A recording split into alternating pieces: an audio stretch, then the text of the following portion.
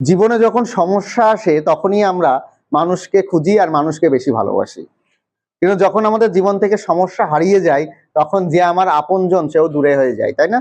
Strong roots, এই strong roots থেকে বলতো কত মার্কের পরীক্ষায় প্রশ্ন আসবে? আমরা জানি এখান থেকে 3টে এমসিকিউ দেবে। এটা কিন্তু তোমাদের মাথায় রাখতে হবে যে প্রথমেই এই গল্প যে আমরা পড়বো, এই গল্প থেকে 3টে এমসিকিউ কোশ্চেন হবে। এবার এই যে স্ট্রং রুটস গল্পটা, এই যে প্রোজ সেকশনটা, এটা লিখেছেন কে? আমরা জানি লিখেছেন হচ্ছে আবুল ফকির জয়নুল আবদিন আব্দুল কালাম। সংক্ষেপে আমরা বলবো কি এপিজে, কি বলো? এপিজে আব্দুল কালাম। ওনার পুরো নামটা কি? আবুল ফকির জয়নুল আবদিন আব্দুল কালাম। উনি 1931 সালে জন্মগ্রহণ করেন এবং এই কয়েক বছর হলো 2015 সালে কিন্তু আমাদেরকে ছেড়ে উনি চলে যান। ইনি এমন একজন ব্যক্তিত্ব, এনাকে যারা ইতিহাস পড়ো, ইতিহাস পড়লে জানবে এনাকে মিসাইল ম্যান অফ ইন্ডিয়া বলা হয়, কারণ ইনি প্রথম মিসাইল নিয়ে যে ভারত এগোতে পারে ইনি কিন্তু ভেবেছিলেন। আমরা বেশি কিছু জানবো না, আমাদের যেহেতু টেক্সট রিলেটেড কোশ্চেন, আমরা টেক্সট রিলেটেডই বিষয়বস্তুগুলোকে জানবো। তাহলে আমাদের যেটুকু জানার বেসিক প্রয়োজন প্রথমত সেটা আমাদেরকে জানতে হবে। একটা হচ্ছে সোর্স, অর্থাৎ এই যে স্ট্রং রুটস, এই যে প্রোজ সেকশনটা আমি পড়ছি, একটু দেখো এদিকে, এই প্রোজ সেকশনটা পড়ছি, এটা কোথা থেকে নেওয়া হয়েছে? সোর্স মানে কি? সোর্স মানে হচ্ছে উৎস। যারা বাংলায় পড়ো, উৎস অর্থাৎ এটা কোনো একটা বইয়ের একটা অংশ। আমরা প্রথমেই বলেছিলাম যে স্ট্রং রুটসটা হচ্ছে একটা ক্ষণিকের সময়ের গল্প এপিজে আব্দুল কালামের। সেটা কি? Wings of fire. এই উইংস অফ ফায়ারটা কি? এই উইংস অফ ফায়ার হচ্ছে একটা অটোবায়োগ্রাফি। কি এটা? Autobiography. কার অটোবায়োগ্রাফি? এপিজে আব্দুল কালামের একটা অটোবায়োগ্রাফি, যেটি 1999 সালে তিনি লিখেছিলেন।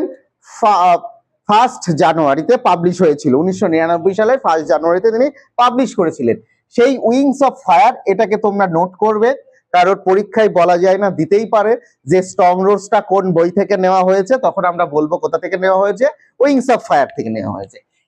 এই উইংস অফ ফায়ারে অর্থাৎ থিমটা কি? থিম, থিম বলতে টেক্সট অ্যানালাইসিস যেটা আছে, অর্থাৎ এখানে কোন বিষয়টা গল্প করা আছে, উইংস অফ ফায়ারের কোন পার্টটা এই স্ট্রং রুটস এর মধ্যে ইনক্লুডেড করা হয়েছে, সেটা কি আছে? কালামস চাইল্ডহুড। এটা মনে রাখবে, কালামের যে শৈশবকাল কেমন ছিল, অর্থাৎ কালামের শৈশবকালটার টোটাল বিবরণ কিন্তু আমরা এই গল্পে পাবো। একটার পর একটা আমরা আসছি সেটা নিয়ে বিস্তারিত আলোচনায়। এবং এটাকে আর একটা জিনিস জেনে রাখতে হবে, এটা হচ্ছে কি ফার্স্ট পার্সন ন্যারেটিভ। অর্থাৎ ফার্স্ট পার্সন ন্যারেটিভ বলতে কি? দেখবা এই গল্প যখন আমরা টেক্সট অ্যানালাইসিস করব, সেখানে আই দিয়ে সেন্টেন্স গুলো শুরু হচ্ছে, আই দিয়ে। আই যেহেতু ফার্স্ট পার্সন, তার জন্য এটা ফার্স্ট পার্সন ন্যারেটিভ। আই এখানে বলতে কি কালাম স্বয়ং নিজে, অর্থাৎ কালাম, এপিজে আব্দুল কালামই নিজে কিন্তু এই গল্পটা করছে। কেন বলতো এটা first person narrative? First person narrative হওয়ার কারণ হচ্ছে, আমরা প্রথমেই বললাম এটা হচ্ছে একটা অটোবায়োগ্রাফি। কি এটা?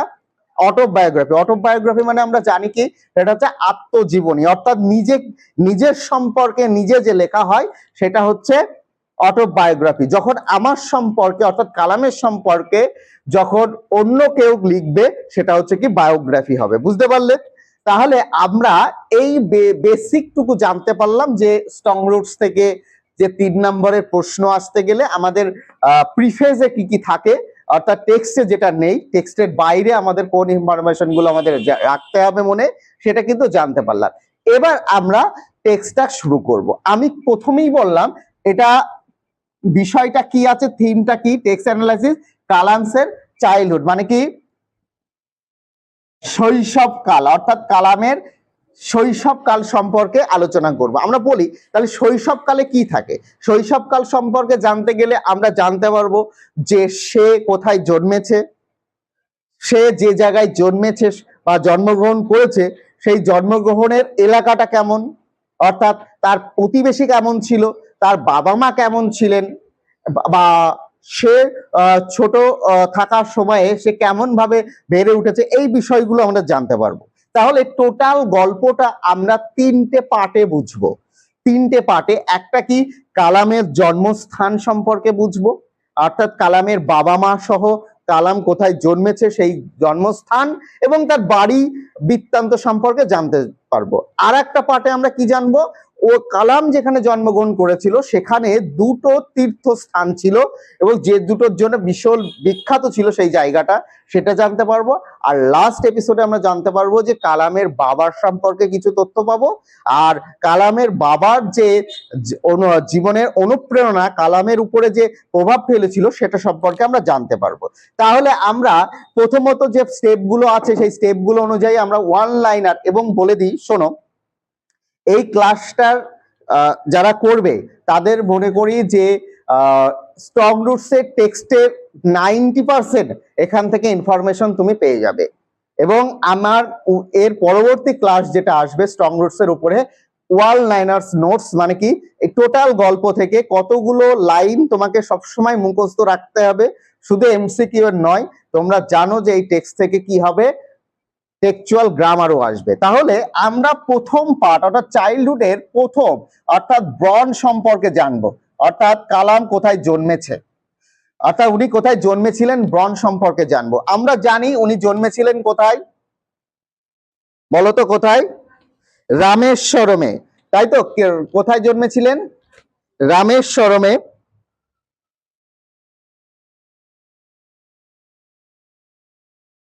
রামেশ্বরমে কোথায়, একটা মিডিল ক্লাস তামিল ফ্যামিলিতে, তাই তো? কোথায়, মিডিল ক্লাস তামিল ফ্যামিলিতে। এটা আমরা সবাই জানি যে কালাম কিন্তু রামেশ্বরমের মিডিল ক্লাস তামিল ফ্যামিলিতে তিনি জন্মগ্রহণ করেছিলেন। সেটা কোথায়, এস্টার হোয়াইল ইন মাদ্রাস, তাই তো? বর্তমানে যার নাম হচ্ছে চেন্নাই। কোথায়, আমরা দেখবা লাইনের প্রথমেই আছে, দেখবা মিডিল অফ দ্য তামিল, এস্টার হোয়াইল ইন মাদ্রাস স্টেট, দেখো এরকম একটা আছে। মাদ্রাস স্টেটে কিন্তু এই জায়গাটা আমরা নোট করব। নেক্সট, ইনি যে জন্মগ্রহণ করেছিলেন যে পরিবারে, অর্থাৎ কালামের বাবা কে ছিলেন, আমরা এটা জানতে হবে। কালামের বাবা কি ছিল বলতো, জৈনুল আবদিন, মনে রাখবে, জৈনুল আবদিন। আর মা কে ছিলেন, মনে থাকবে, বানানটা বলো তো দেখে দেখে,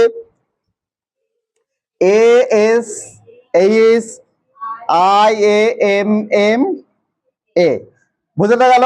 তাহলে কালামের জন্মগ্রহণ, আমরা জন্ম জানতে পারলাম যে কি রামেশ্বরমে মিডিল ক্লাস তামিল ফ্যামিলিতে। তিনি, তার বাবা ছিল জৈনুল আবদিন, মা ছিল আশিয়াম্মা।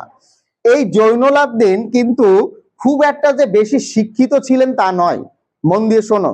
জৈনুল আবদিন কিন্তু খুব বেশি শিক্ষিত বা খুব বেশি জ্ঞানী ছিলেন তা নয়, বা খুব বেশি ধন সম্পদ ছিলেন তা নয়, কিন্তু এনার একটা এই বাধা বিপন্ন থাকা সত্ত্বেও এনার একটা কি ছিল বলতো, কি ছিল, একটা ঐশ্বরিক ক্ষমতা ছিল। ইনি ধর্ম সম্পর্কে অনেক বেশি সুন্দর কি তথ্য দিতে পারতেন। আর মা আশিয়াম্মা, এই আশিয়াম্মা ছিলেন এমন একটা পরিবারের মেয়ে যে পরিবারটা কি হয়েছিল, মর্যাদা সম্পূর্ণ।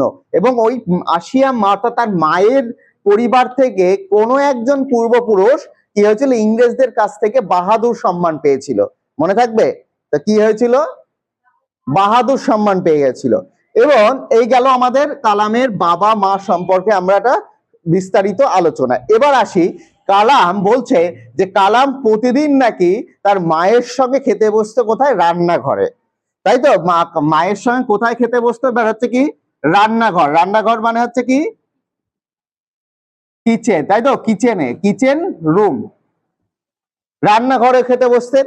এবং তিনি কিন্তু ফ্লোরে খেতে বসতেন, মাটিতে বসে খেতে বসতেন। এবং ওনার সামনে কি কি দেওয়া হতো, আমাদের একটা প্যারা রয়েছে, টোটাল বিবরণ রয়েছে কালাম তার মায়ের সঙ্গে কিভাবে খেতেন। কি ছিল সেখানে, যে তিনি কিন্তু কলার তার সামনে একটা কলার পাতা দেওয়া হতো, সেখানে ল্যাডেড রাইস দেওয়া হতো। কি কি দেওয়া হতো, ল্যাডেড রাইস দেওয়া হতো, তারপর কি দেওয়া হতো, কোকোনাট সাম্বার দেওয়া হতো, কোকোনাট চাটনি দেওয়া হতো। মনে পড়ছে গল্পগুলো? তাহলে এবং এছাড়াও কালাম কিন্তু তার শুরুর দিকে বলেছে যে কালামের এক্সাক্ট নাম্বারটা ঠিক মনে পড়ছে না, কতজন তার বাড়িতে তার মা খেতে দিত এবং সেই কতজন বাইরের লোক তাদের সঙ্গে খেতে বসতো। এটা কিন্তু আমরা গল্পের শুরুতেই পেয়েছিলাম, যে কালামের কিন্তু এক্স্যাক্টলি মনে পড়ছে না। বুঝতে পারলাম। এবার আসি, কালাম যে বাড়িতে বাস করতো, অর্থাৎ হাউস, কালামের বাড়ি, এই হাউস নিয়ে কিন্তু বেশ কয়েকটা প্রশ্ন হয়। এই হাউসটা কি, অর্থাৎ কালাম যে বাড়িতে বাস করতো সেটা কি ছিল, কিন্তু লার্জ পাকা হাউস, তাই তো? এরকমই শব্দ আছে দেখবে, লার্জ পাকা হাউস মানে কি লার্জ পাকা বাড়ি, মানে কি ইটের বাড়ি। তৎকালীন যুগে কিন্তু ইটের বাড়ি। কখন এটা, এটা হচ্ছে কি মিড 19th সেঞ্চুরি, ঊনবিংশ শতাব্দীর মাঝামাঝিতে কিন্তু এই কালামের বাড়িটা কিন্তু তৈরি হয়েছিল। কি দিয়ে তৈরি হয়েছিল বলতো, মনে পড়ে বলতো? লাইমস্টোন অ্যান্ড কি ব্রিক, তাই তো? বাড়িটা কি দিয়ে তৈরি ছিল? লাইমস্টোন অ্যান্ড, এখানে আমি যদি লিখি বাড়িটা তৈরি হয়েছিল কি দিয়ে, কি দিয়ে বলো? লাইমস্টোন অ্যান্ড ব্রিক, অর্থাৎ চুন সুরকি দিয়ে। এবং যেটা ছিল ঊনবিংশ শতাব্দীর মাঝ বরাবর, মনে পড়ে? এটা ছিল লার্জ পাকা হাউস, আমি তো প্রথমেই বললাম। এবং হচ্ছে এছাড়া এটাকে এক ধরনের বাড়ি বলা হতো। এটাকে টোটাল অনেক লোকে এটাকে কি বাড়ি বলতো বলতো? Ancestral house. এটাকে অনেকে অ্যানসেস্ট্রাল হাউসও বলেন, মানে কি এটাকে পৌরাণিক বাড়ি বলে। তাহলে বুঝতে পারলাম, তাহলে কালামের বাড়ি, যে কালাম যে বাড়িতে বাস করতেন সেই বাড়ি সম্পর্কে একটা ধারণা পেলাম। তাহলে হাউস সম্পর্কে একটা তথ্য পেলাম, যে একটা লার্জ পাকা হাউস, এটা বিশাল বড় একটা পাকা বাড়ি ছিল, যেটা মিড 19th সেঞ্চুরিতে তৈরি করা হয়েছিল, যেটা তৈরি করতে লাইমস্টোন অ্যান্ড ব্রিক, অর্থাৎ চুন সুরকি আর ইট দিয়ে তৈরি করা হয়েছিল। অনেক, এই বাড়িটাকে দেখতে অনেকটা কার মতো মনে হচ্ছিল? অ্যানসেস্ট্রাল হাউস, মানে কি পৌরাণিক বাড়ি। অনেক পুরানো বাড়িগুলোকে পৌরাণিক বাড়ি বলা হয়। তাহলে এই গেল হচ্ছে, এবং এই বাড়িটা, মানে এই বাড়িটা তৎকালীন যুগে একটা উল্লেখযোগ্য বাড়ি হিসেবে পরিচিতি লাভ করেছিল। বলতে পারলাম। তাহলে এবার গেল, এবার আমরা জানতে পারবো কি লোকালিটি, কি জানতে পারবো? কালামের লোকালিটি। আমি বলেছি কটা স্টেপ বাই স্টেপ জানতে পারবো। প্রথমে বর্ণ জানতে পারলাম, জন্ম জানতে পারলাম, তারপরে কালাম যেখানে জন্মগ্রহণ করেছেন সেই বাড়ি সম্পর্কে জানতে পারলাম, তারপর কি জানতে পারলাম? লোকালিটি, কালামের লোকালিটি কি। আমরা জানি কালামের লোকালিটিতে দুটো জিনিস কিন্তু খুব উল্লেখযোগ্য ছিল, কি বলতো সেটা? একটা ছিল কি শিবা টেম্পল, তাই তো? একটা কি ছিল? শিব মন্দির। আর একটা কি ছিল বলতো? মস্কো, তাই তো? মসজিদ, মসজিদ ছিল। এই দুটোই কিন্তু উল্লেখযোগ্য ছিল লোকালিটিতে। আচ্ছা, এই শিব মন্দিরটা, এবার ভালো করে এই জায়গাটায় নজর রাখো এবং ইনফরমেশনটা মাথায় বুঝে নাও। আশা করি এই জায়গা থেকে আর দ্বিতীয়বার পড়া লাগবে না। তাহলে দেখো, এই যে শিব টেম্পল বলছি, শিব টেম্পলটা কালামের বাড়ির লোকালিটিতে ছিল। কত দূরে ছিল দেখো, আমি সিস্টেমেটিক্যালি ভাববো। কত দূরে ছিল? মাত্র 10 মিনিটস, তাই তো? 10 মিনিটস ওয়াক পথ, মানে কি হাঁটা পথে। কালামের বাড়ি থেকে মাত্র 10 মিনিট হাঁটা পথের দূরে কিন্তু এই শিব মন্দির ছিল। এবং সেই শিব মন্দিরটা সমস্ত পিলগ্রিমসদের কাছে কি করেছিল বলতো? ফেমাস করে দিয়েছিল। কাকে, কাকে ফেমাস করেছিল? এই রামেশ্বরমটাকে, তাই তো? কাকে ফেমাস করেছিল? রামেশ্বরম। কারণ রামেশ্বরমে যে শিব মন্দিরটা ছিল সেটা সবাই সেই জায়গায় ভ্রমণ করতে, তীর্থ করতে যেত, কারণ এতটাই উল্লেখযোগ্য এবং বিখ্যাত ছিল। তাহলে কত দূরে ছিল শিব মন্দিরটা কালামের বাড়ি থেকে? 10 মিনিট ওয়াক, তাই তো? মানে কি 10 মিনিট হাঁটা পথের দূরত্বে। এবং সেখানে আর একটা কি ছিল? মস্কো ছিল, মসজিদ ছিল, যেখানে কালাম তার বাবার সঙ্গে প্রতিদিন কোথায় যেত বলতো? ইভিনিং প্রেয়ারে যেত, তাই না? প্রতিদিন কালাম তার বাবার সঙ্গে কোথায়? ইভিনিং, মানে কি সান্ধ্যকালীন প্রার্থনা, মানে সান্ধ্যকালীন কি করতে? নামাজ। কি পড়তে যেত? নামাজ পড়তে যেত প্রতিদিন। বোঝাতে পারলাম?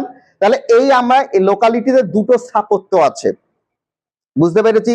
কালামের যে বাস করত অর্থাৎ রামেশ্বরমের, সেখানে দুটো স্থাপত্য, একটা হচ্ছে শিব টেম্পল আর একটা হচ্ছে কি মসজিদ, যেখানে কালাম প্রতিদিন কি সন্ধ্যাবেলায় নামাজ পড়তে যেত। এবার আমরা এক এক করে এক একটা সম্পর্কে ইনফরমেশন নেব, ঠিক আছে? এই শিব টেম্পল সম্পর্কে, যেটা কালামের বাড়ি থেকে 10 মিনিট দূরত্ব ছিল, সেখানে একজন হাইয়েস্ট প্রিস্ট ছিল। হাইয়েস্ট প্রিস্ট মানে কি? পুরোহিত। মনে পড়ে? এখানে একজন কি ছিল? হাই প্রিস্ট ছিল, যার নাম কি? PL শাস্ত্রী। মনে পড়ে? যার পুরো নাম হচ্ছে পক্ষী লক্ষ্মণ শাস্ত্রী, যারা হচ্ছে উচ্চ পদস্থ একজন পুরোহিত ছিলেন। মনে পড়ে কি? মনে পড়ছে সবার? আসছে মাথায়? আরো মনে থাকবে যখন এই বড়ুয়ার গুলো মাথায় রাখবে।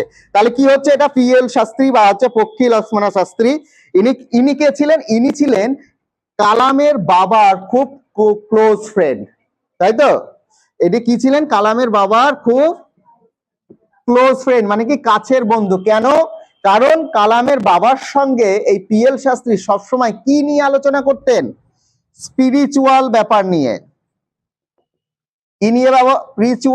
স্পিরিচুয়াল ম্যাটার নিয়ে আলোচনা করতেন। কি নিয়ে আলোচনা করতেন? স্পিরিচুয়াল ম্যাটার নিয়ে, অর্থাৎ কি নিয়ে? ধর্মর বিষয় নিয়ে। আচ্ছা, যখন কালামের বাবা এই হাইয়েস্ট প্রিস্টে PL শাস্ত্রীর সঙ্গে দেখা করতে যেতেন, তখন তিনি কি ধরনের পোশাক পরতেন? দেখবা আমরা টেক্সটে পেয়েছিলাম ট্রাডিশনাল অ্যাটায়ার, একটা ধার্মিক পোশাক পরে কিন্তু কালামের বাবা ওই পুরোহিতের সঙ্গে দেখা করতে যেতে পারতে। তাহলে বুঝতে পারলাম শিব টেম্পল সম্পর্কে আমরা একটা বেসিক নলেজটা হয়ে গেল। এবার আমরা আসি কি?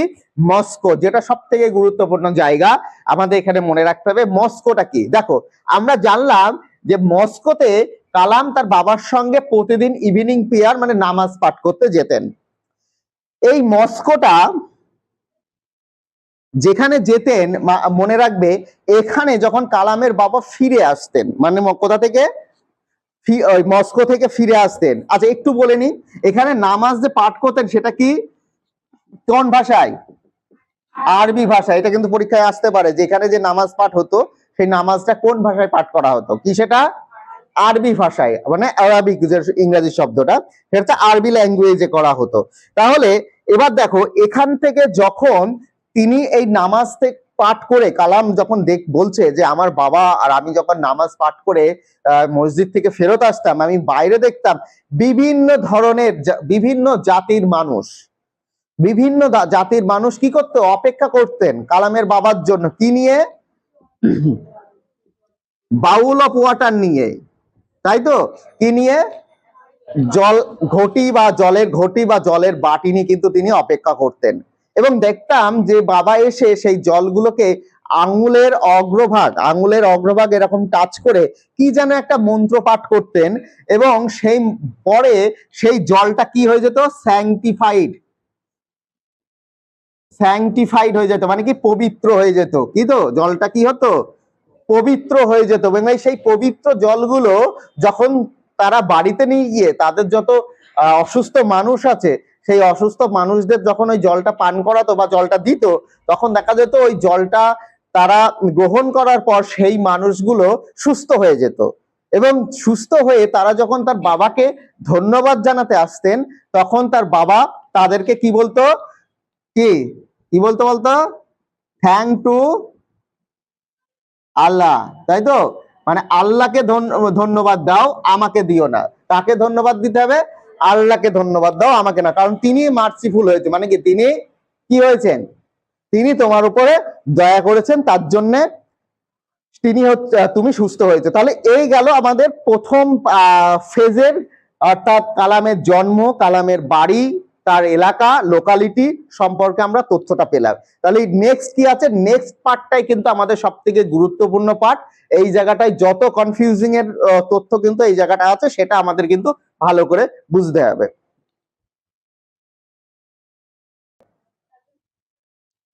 দেখো, নেক্সট পার্টে প্রথমেই বলি, দেখ, জীবনে যখন সমস্যা আসে তখনই আমরা মানুষকে খুঁজি আর মানুষকে বেশি ভালোবাসি। কিন্তু যখন আমাদের জীবন থেকে সমস্যা হারিয়ে যায়, তখন যে আমার আপনজন সেও দূরে হয়ে যায়, তাই না? তার মানে কি, দেখ, প্রত্যেকের জীবনেই যখন কষ্ট হয় তখনই বলি আমাকে একটু একা থাকতে দাও। আর আমি যখন একা থাকতে শুরু করি তখনই আমি কি চাই? আমার জীবনে কাউকে খোঁজার চেষ্টা করি। এইটা হচ্ছে আমাদের জীবনে, প্রত্যেকটা মানুষের জীবনের প্রধান সমস্যা।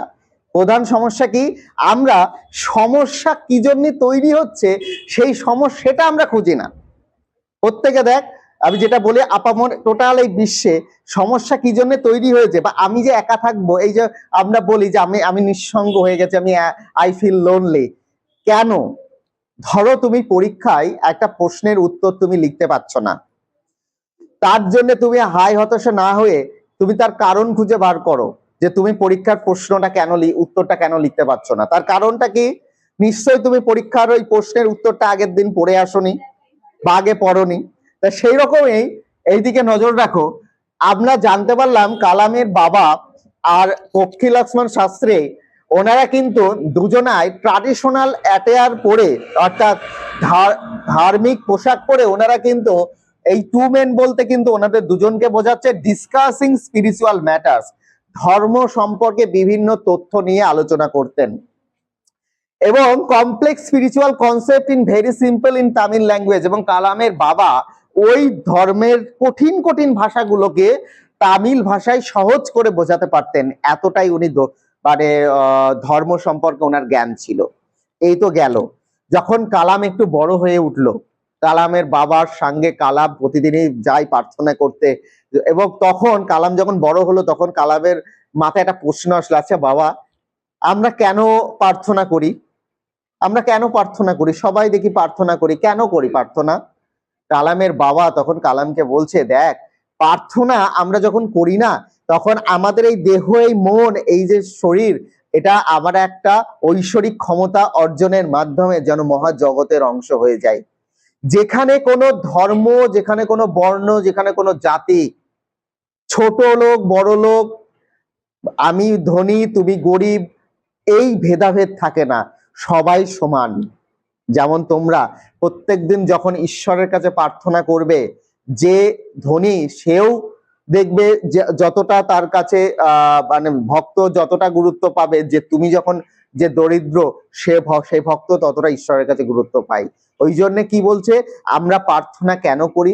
প্রার্থনা করলে আমাদের মনটা পবিত্র হয়ে যায় এবং আমরা নিজেদেরকে একটা মহাজগতের একটা অংশ ভাবি এবং নিজেদেরকে অনেক হালকা লাগে। এ তো গেল। তখন কালাম তার বাবাকে বলছে, বাবা, তাহলে যেসব মানুষ তোমার কাছে সাহায্যের জন্য আসে তাদেরকে তুমি কেন এইসব কথাগুলো বলো না? তুমি কেন বলো না যে তখন কালামের বাবা তাকে কি বলছে দেখো, বলছে, যখন কোনো মানুষের জীবনে সমস্যা আসবে, যখন সে নিজেকে একা ভাববে, তখনই সে কিন্তু কাউকে খুঁজবে। কেন খুঁজবে?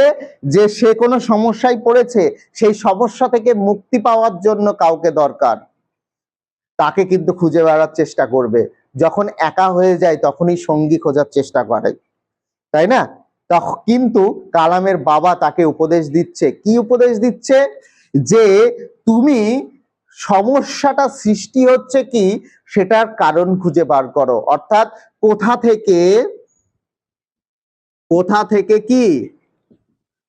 থেকে সমস্যা সৃষ্টি হচ্ছে সেটা খুঁজে বার করো।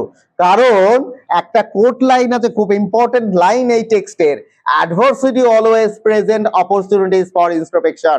কারণ আত্মদর্শনই পারে তোমার নিজের বিচার বুদ্ধি ক্ষমতা বাড়িয়ে দিতে। অর্থাৎ আত্মদর্শন এমন একটা জিনিস যেটা তোমার ভিতরে আসলে তুমি নিজে কোনো কাজ ভুল করছো কি কোনো কাজ সঠিক করছো সেই বোঝার ক্ষমতা কিন্তু তোমার নিজের আসবে।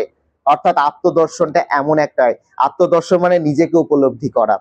তাহলে এই গেল কমপ্লেক্স স্পিরিচুয়াল কনসেপ্ট। তাহলে এই কমপ্লেক্স স্পিরিচুয়াল কনসেপ্টটা কি, এটাই আমি বলতে চাইলাম, যে আজকের পর থেকে যদি আমরা কোনোদিন সমস্যায় পড়ি, সঙ্গে সঙ্গে আমরা কি করব, সমস্যাটা খুঁজে বার করব। পরীক্ষায় বড় বাড়িতে পড়তে গিয়ে ইংরাজি লিখতে পড়তে ভয় পাচ্ছ, সঙ্গে সঙ্গেই ভাস্কর স্যারকে ফোন করার দরকার নেই। তুমি কেন পারছো না, ডিকশনারি খোঁজো, রেফারেন্স বই ঘাটো, তারপরে না পারলে তখন অ্যাডভার্সিটি অলওয়েজ প্রেজেন্ট ফর ইন্ট্রোস্পেকশনটা করো, আত্মদর্শন করো যে তোমার ভুল কোথায় হচ্ছে, তোমার গাফিলতি কোথায় হচ্ছে। তারপরে অ্যাট লাস্ট যখন তুমি আর পারলে না, মন করলে আমি শেষ, তখন তুমি এসে ক্লাস জয়েন করো, তোমাদেরকে আরো ভালো করে বুঝিয়ে দেওয়া হবে। তাহলে এই গেল আমাদের কনসেপ্ট, স্পিরিচুয়াল কনসেপ্টটা। এবার আমরা লাস্টের দিকটায়, গল্পের শেষের দিকটায় যদি আমরা যাই, তাহলে ওখানে দেখতে পাবো কালামের বাবার সম্পর্কে একটা ইনফরমেশন পেয়েছি। দেখো, কালামের বাবার একটা ডেইলি রুটিন পেয়েছিলাম। কি রুটিনটা? যে কালামের বাবা তিনি প্রতিদিন সকাল 4টের সময় ঘুম থেকে উঠতেন, তাই তো? কখন ঘুম থেকে উঠতেন? 4টের সময় উঠতেন। রিডিং নামাজ, কি নামাজ পাঠ করতে, পাঠ করে কখন? ভোরবেলায় নামাজ পাঠ করতেন। এবং তারপরে তিনি কমাইল দূরে, বাড়ি থেকে 4 মাইল দূরে হেঁটে যেতেন। কোথায়?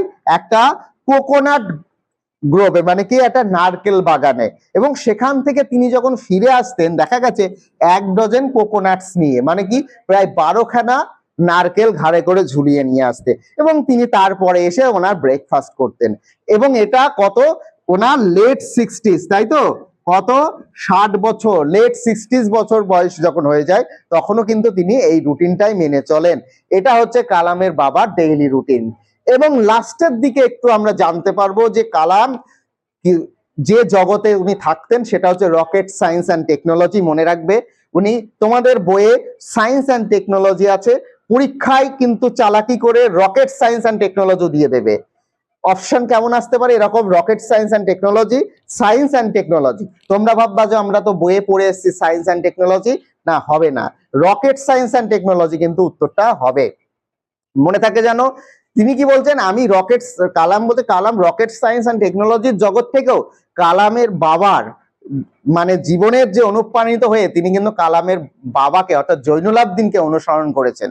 ওই জন্যে কালাম বলেন যে কালামের জীবনের আদর্শ মানুষ ছিলেন ওনার বাবা। নাম কি আমরা জানতাম? প্রথমের দিকে করেছিলাম, জৈনুল আবদিন। ওই জন্যে প্রত্যেকেরই জীবনে একজন করে আদর্শ মানুষ থাকে। সেই আদর্শ মানুষকে তোমাকে খুঁজে বার করতে হবে এবং চেষ্টা করবে ওনার মতো হওয়ার। তাহলেই তুমি জীবনে সঠিক পথে এবং সঠিক শীর্ষে পৌঁছাতে পারবে। তাহলে এই গেল কালামের স্ট্রং রুটস এর টোটাল একটা সিনথেসিস আলোচনা। একদম ওয়ান লাইনার কিছু পয়েন্টস দিয়ে আলোচনা করলাম।